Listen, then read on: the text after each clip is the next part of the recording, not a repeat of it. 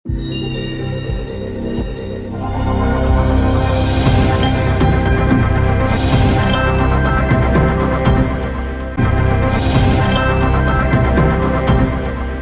federation nothing but distribution of powers between the states and the union. States and the union, that is the basic object of any federal government. So American federalism, so also known as a confederation federalism అంటారు. So confederation federalism అని అమెరికాని ఎందుకు అంటారంటే, so these are the కనిపిస్తుందండి మీకు, కనిపిస్తుందా? Okay చూడండి. So it is the American country. So అమెరికాలో ఏంటంటే ఇవన్నీ కూడా ఏంటంటే ఇండిపెండెంట్ స్టేట్స్. సో ఇవన్నీ బ్లాక్స్ అన్నీ కూడా independent states. So initially in 1783 and 1786 between that time, so there are 13 colonies ఉండేవి. So these 13 colonies are independent colonies. అంటే ప్రతి కాలనీకి కూడా ఒక్కొక్క రాష్ట్రం కింద అవతరించింది. ఇవన్నీ కూడా ఏంటంటే ఏటికి అవి సెపరేట్గా ఉన్నాయి, ఇండిపెండెంట్ స్టేట్స్ ఇవన్నీ. సో ఇండిపెండెంట్ స్టేట్స్ అయితే ఇవన్నీ ఏం చేసినాయి అంటే, సో అప్పటికి వీళ్ళు ఎక్కడి నుంచి వచ్చి సెటిల్ అయ్యారంటే బ్రిటన్ నుంచి వచ్చి సెటిల్ అయ్యారు వీళ్ళందరూ. సో దాంతో ఏంటంటే బ్రిటన్కి వీళ్ళకి ఏంటంటే కొన్ని ట్యాక్సెస్ కలెక్షన్ విషయంలో గొడవలు వచ్చేవి. సో దాంతో ఏంటంటే బ్రిటన్ వీళ్ళ మీద 1773లో ఒక 1765 నుంచి 1774 వరకు, between 1765 and 1774, so there was a internal war, అంటే అంతర్యుద్ధం అనేది జరిగింది అమెరికాకి బ్రిటన్కి. సో అమెరికాకి బ్రిటన్కి యుద్ధం జరిగినప్పుడు ఫస్ట్ టైం ఇన్ 1774లో సో ఫిలడెల్ఫియాలో ఒక నేషనల్ కాన్ఫరెన్స్ జరిగింది. సో ఫిలడెల్ఫియా ప్రాంతంలో ఒక కాన్ఫరెన్స్ జరిగింది. సో ఆ కాన్ఫరెన్స్ ఏంటంటే ఫిలడెల్ఫియా కాన్ఫరెన్స్ అంటారు. ఆ కాన్ఫరెన్స్లో సో వీళ్ళందరూ ఏంటంటే ఈ యొక్క రాష్ట్రాలు ఏవైతే ఉన్నాయో ఈ రాష్ట్రాలన్నీ కూడా ఏంటంటే విడివిడిగా కనుక మనం బ్రిటన్ ఎదుర్కోగలసి వస్తే, సో మనం విడివిడిగా ఎదుర్కోలేము కాబట్టి మనందరం కలిసి ఉన్నట్లయితే బ్రిటన్ని మనం ఈజీగా ఎదుర్కోవచ్చు అని చెప్పేసి, సో వీళ్ళందరూ ఒక కలెక్టివ్గా యూనిఫామ్గా ఏర్పడి ఏం చేశారంటే సో బ్రిటన్తో యుద్ధం చేస్తారు. సో ఆ యుద్ధంలో ఏమవుతాయి, ఎప్పుడైతే వీళ్ళందరూ కలెక్టివ్గా ఉంటారో జార్జ్ వాషింగ్టన్ నాయకత్వంలో ఈ కాలనీస్ అన్నీ కూడా ఒక యూనిటీ కింద ఏర్పడి సో బ్రిటిష్తో యుద్ధం చేస్తే సో యుద్ధానంతరం ఏంటంటే 1783లో ఒక ట్రీటీ జరుగుతుంది, దాన్ని పారిస్ అగ్రిమెంట్ అంటారు. సో ఆ అగ్రిమెంట్ తర్వాత 1787లో ఈ యొక్క అమెరికా ఏమవుతుందంటే ఇండిపెండెంట్గా ఏర్పడుతుంది. అంటే ఈ బ్రిటన్ నుంచి ఈ ప్రాంతానికి విముక్తి వచ్చిన తర్వాత ఏంటంటే సో వీళ్ళందరూ కలిపి ఈ చిన్న రాష్ట్రాలు ఏవైతే ఉన్నాయో ఇవందరూ కలిపి ఏంటంటే సో దేశ రక్షణ కోసం for the purpose of administrative convenience and security of the nation, so these all the states formed as a federation. So administrative convenience కోసం, దేశ రక్షణ కోసం మనందరం కలిసి ఉంటే బాగుంటుందని చెప్పేసి ఈ స్టేట్స్ అన్నీ ఏమని అంటే ఒక యూనిటీ కింద ఫెడరేషన్ కింద ఏర్పడ్డాయి. సో ఇవన్నీ ఒక ఫెడరేషన్ కింద వేరు చోట్ల ఉన్నటువంటి ఈ రాష్ట్రాలన్నీ కూడా ఒక ఫెడరేషన్ కింద ఏర్పడ్డాయి. సో అట్లా ఫెడరేషన్ కింద ఏర్పడినటువంటి ఈ రాష్ట్రాలు ఏం చేసినాయంటే సో ఫెడరేషన్ కింద ఏర్పడిన తర్వాత ఏమైనాయి అంటే వీళ్ళు ఒక సెంట్రల్ గవర్నమెంట్ని క్రియేట్ చేసుకున్నారు. సో ఇక్కడ చూడండి ఇవన్నీ స్టేట్సే. సో ఏటికి అవి ఇండివిజువల్ స్టేట్స్ ఇవన్నీ. సో ఇండివిజువల్ స్టేట్స్ వీళ్ళందరూ కలిపి ఏంటంటే కొన్ని పవర్స్ని, వీళ్ళకున్నటువంటి కొన్ని పవర్స్ని సో ఎవరికి సాక్రిఫైస్ ఎవరికి ఇస్తారంటే ఒక యూనియన్ గవర్నమెంట్ని ఎస్టాబ్లిష్ చేసి దానికి ఇస్తారు. సో ఏ విధంగా ఇచ్చారంటే వీళ్ళ మధ్యన అగ్రిమెంట్ అనేది జరుగుతుంది, రాష్ట్రాల అన్నిటి మధ్యన అగ్రిమెంట్ జరుగుతుంది. ఏమైనా అగ్రిమెంట్ జరుగుతుందంటే మనందరం కలిసి గట్టిగా ఉన్నట్లయితే సో ఏ దేశాన్ని అయినా సరే మనం ఎదుర్కోవచ్చు. కాబట్టి ఏంటంటే మన దేశ రక్షణ అంతా చూసుకోవడానికి, మన ఎక్స్టర్నల్ అఫైర్స్ అంతా చూసుకోవడానికి ఒక సిస్టమ్ని మనమే క్రియేట్ చేసుకుందాము. సో రెండోది ఏంటంటే మనందరం కలెక్టివ్గా ఉన్నట్లయితే మన ప్రతి రాష్ట్రము కూడా మన ప్రతి ప్రాంతము కూడా అభివృద్ధి చెందుతుంది. సో అట్లా అగ్రిమెంట్ చేసుకున్న తర్వాత ఎవడి పరిమితిలో వాళ్ళ హక్కులు వాళ్ళు అనుభవిస్తారు. కొన్ని రైట్స్ని మాత్రమే ఈ యూనియన్కి ఈ యొక్క కేంద్రానికి యూనియన్కి హ్యాండ్ ఓవర్ చేస్తామని చెప్పేసి వీళ్ళు అగ్రిమెంట్ అవుతుంది. సో ఆ ప్రకారంగా ఏంటంటే వీళ్ళందరూ కూడా ఏంటంటే అగ్రిమెంట్ చేసుకుంటారు. సో అగ్రిమెంట్ చేసుకుని కొన్ని పవర్స్ని వాళ్ళకు ఉన్నటువంటి కొన్ని పవర్స్ని అక్కడ హ్యాండ్ ఓవర్ చేస్తారు. ఎక్కడ? ఫెడరేషన్కి. సో ఏ పవర్స్ ఉంటాయంటే external powers, so law and order, దేశ రక్షణకు సంబంధించిన పవర్స్ అన్నీ కూడా హ్యాండ్ ఓవర్ చేస్తారు. సో ఆ విధంగా ఏంటంటే అమెరికన్ ఫెడరేషన్ అనేది ఏర్పడింది. సో అమెరికన్ ఫెడరేషన్ ఏర్పడిన తర్వాత ఇక్కడ అమెరికాలో ఫెడరేషన్ అనేది అంటే అమెరికన్ యూనియన్ గవర్నమెంట్ వేరు, ఈ స్టేట్స్ ఇవన్నీ కూడా స్టేట్స్, ఈ స్టేట్ గవర్నమెంట్స్ వేరు. అంటే ఏ స్టేట్కి ఆ స్టేట్ ఇండిపెండెంట్ స్టేటస్ ఉంటుంది. సపోజ్ ఫర్ ఎగ్జాంపుల్ అమెరికాలో అలాస్కా రాష్ట్రం ఉంది. సో అలాస్కా రాష్ట్రానికి సంబంధించినటువంటి కంప్లీట్ ఇండిపెండెన్స్ ఉంటుంది. కానీ ఏంటంటే అలాస్కా రాష్ట్రానికి సంబంధించినటువంటి internal security, external security, so external affairs ఏవైతే ఉంటాయో వేరే దేశాల నుంచి చేయాల్సినవి, సో అవి మాత్రమే కేంద్రానికి ఇవ్వబడతాయి. అలాగే ప్రతి రాష్ట్రము కూడా కొన్ని పవర్స్ను మాత్రమే కేంద్రానికి ఇవ్వటం జరుగుతుంది. సో ఇవన్నీ ఏ విధంగా ఇచ్చాయంటే త్రూ ద అగ్రిమెంట్ ద్వారా ఇచ్చారన్నమాట. సో అగ్రిమెంట్ ద్వారా ఇస్తాయి. కానీ ఏ రాష్ట్రానికి ఆ రాష్ట్రం ఏమవుతుందంటే సో ఇండివిజువల్గానే ఉంటుంది. ఇండివిజువల్గా అంటే సపోజ్ ఫర్ ఎగ్జాంపుల్ అలాస్కా రాష్ట్రమే తీసుకుందాం అనుకోండి. సో అలాస్కా రాష్ట్రానికి సంబంధించినటువంటి అడ్మినిస్ట్రేషన్ అంతా వాళ్ళే చేసుకుంటారు. అలాస్కా రాష్ట్రానికి ప్రత్యేకంగా ఒక కాన్స్టిట్యూషన్ ఉంటుంది. అలాస్కా రాష్ట్రానికి ప్రత్యేకంగా ఒక సుప్రీంకోర్టు ఉంటుంది. అలాస్కా రాష్ట్ర ప్రజలందరికీ ఆ రాష్ట్రం యొక్క సిటిజన్షిప్ ఉంటుంది. సో పక్కనే ఉన్నట్టు న్యూయార్క్ స్టేట్ ఉంటుంది. న్యూయార్క్ స్టేట్కి ఏంటంటే న్యూయార్క్ రాష్ట్రానికి సంబంధించినటువంటి ప్రజలందరూ అడ్మినిస్ట్రేషను ఆ రాష్ట్రంలోనే చేసుకుంటారు. ఆ రాష్ట్రాల్లో ఉన్నటువంటి ప్రజలందరికీ సిటిజన్షిప్ వేరేగా ఉంటుంది. ఆ రాష్ట్రానికి ఒక ప్రత్యేక రాజ్యాంగం ఉంటుంది. ఆ రాష్ట్రానికి ఒక ప్రత్యేక సుప్రీంకోర్టు ఉంటుంది. అట్లాగంటే అమెరికాలో ఎన్ని రాష్ట్రాలు అయితే ఉంటాయో అన్ని రాష్ట్రాలకి సెపరేట్ కాన్స్టిట్యూషన్ ఉంటుంది, సెపరేట్ సుప్రీంకోర్టు ఉంటుంది, సెపరేట్ సిటిజన్షిప్ ఉంటుంది. అంటే ప్రతి రాష్ట్రము కూడా ఒక దేశంగా ఫీల్ అవుతుంది. సో భారతదేశాన్ని చూసుకున్నట్లయితే భారతదేశంలో ఉన్నటువంటి ప్రజలకందరికీ ఒకటే సిటిజన్షిప్, ఒకటే కాన్స్టిట్యూషను, ఒకటే సుప్రీంకోర్టు. అవునా కదా? మనందరూ ఇంచుమించు 29 రాష్ట్రాలు ఉన్నాయి భారతదేశంలో. ఈ భారతదేశంలో ఉన్నటువంటి 29 రాష్ట్రాల ప్రజలందరికీ కూడా ఒకటే రాజ్యాంగం, ఒకటే సుప్రీంకోర్టు, ఒకటే కాన్స్టిట్యూషన్ కదా.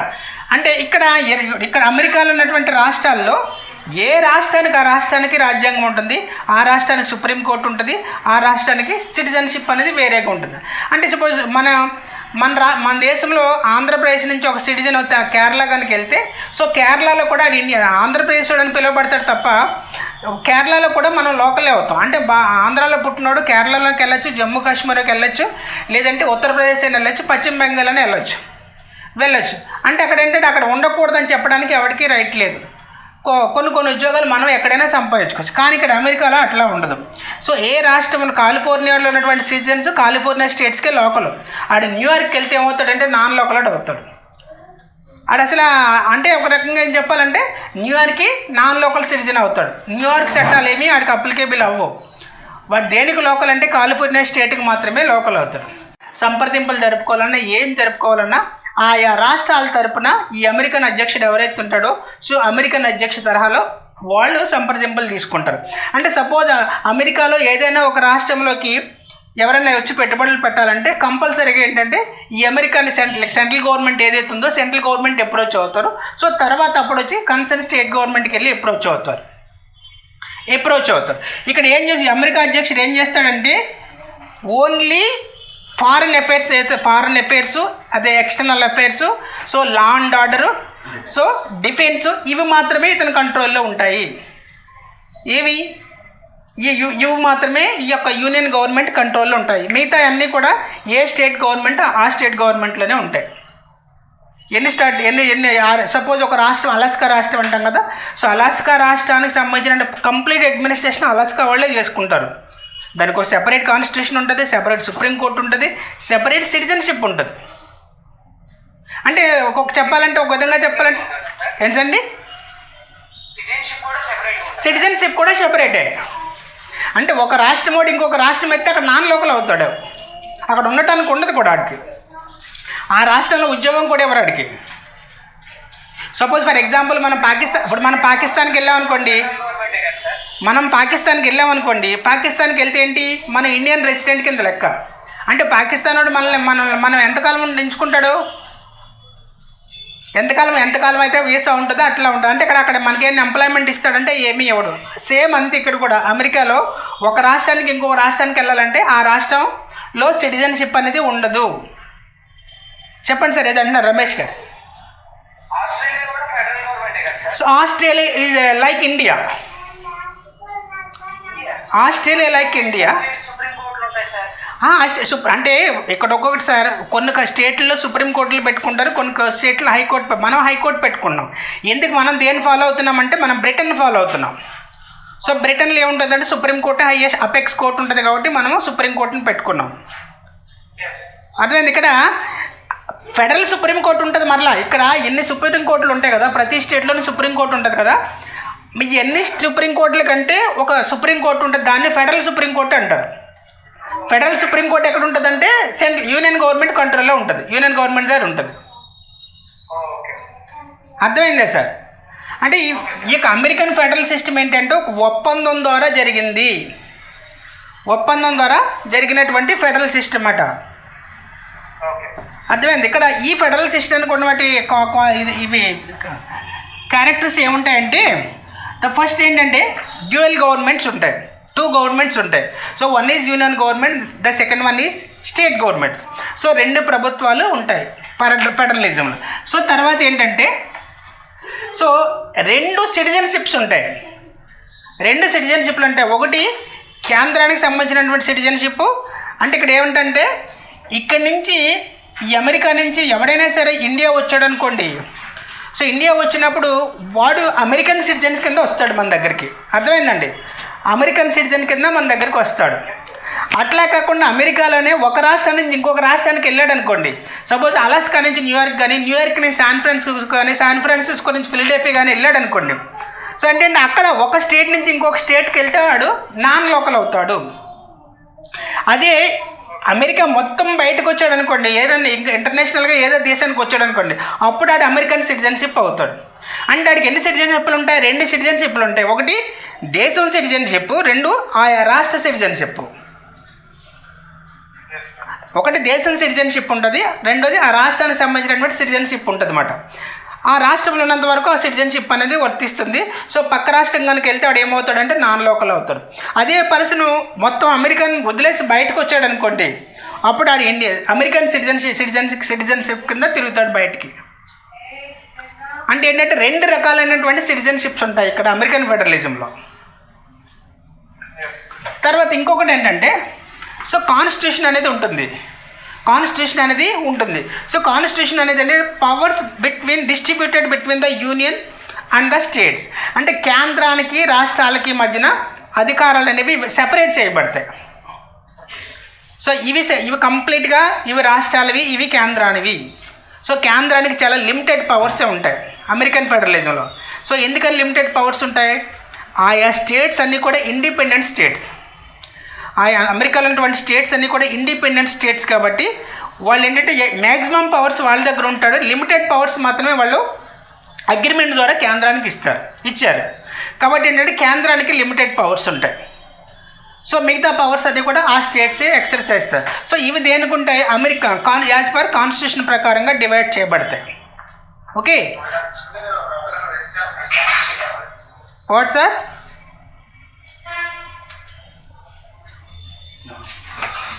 సో ఇంకొకటి అమెరికన్ కాన్స్టిట్యూషన్ ఉంది. అమెరికన్ కాన్స్టిట్యూషన్లో